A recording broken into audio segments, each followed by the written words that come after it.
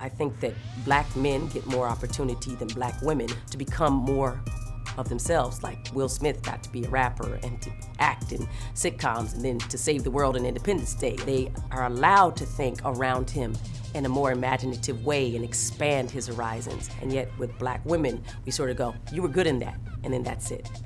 That's unacceptable.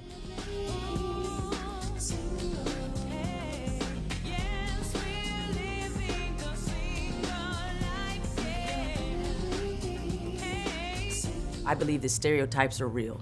They're certainly real inside of film and television in the narrative space. And one of the things that had been allowed to sort of grow were that people who were funny, especially if you were women, were fat.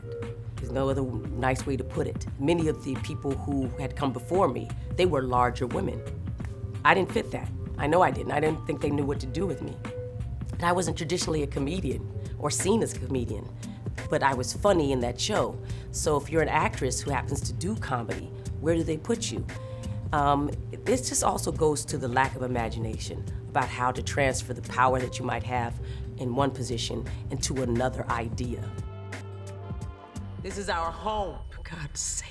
Got to stop. I'm gonna make something of myself. I think black mothers, since the time we got off the boat, and let's just be real, have been put in a position to have to not only be the caregivers of their children, but of other people's children. I think one of the reasons why historically that has happened is because we were put in a situation that we weren't even seen as women. We were seen as breeding animals. We're not. We've always been fantastically powerful, and right now, the moral majority, as far as I'm concerned.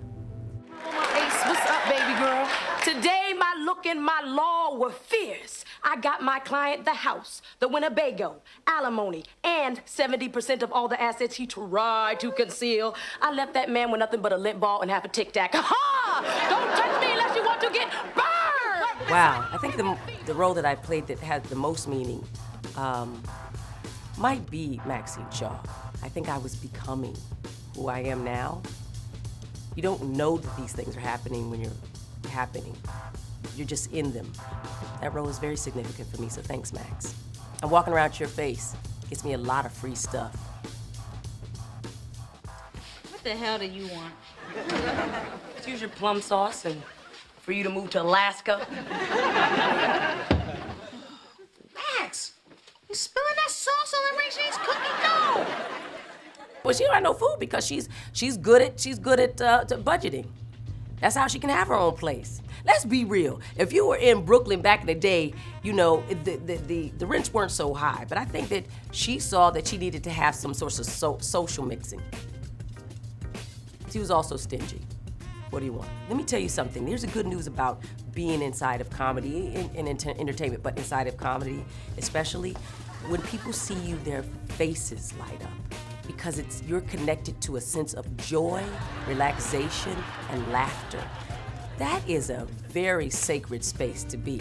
So when they see me, I get a lot of the nostalgia that comes with that, but also the pure human sort of pleasure of whatever they experienced in that moment. I have folks who I love and know as friends, like Stacey Abrams and Marilyn Mosby, and Mayor de Blasio and Miss Charlene, that have said that they have gone into their careers because of the inspiration that provided.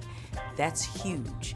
After 25 and now going on 26 years, to look down that road and say that some young person saw themselves inside of it and maybe said, hey, that could be me.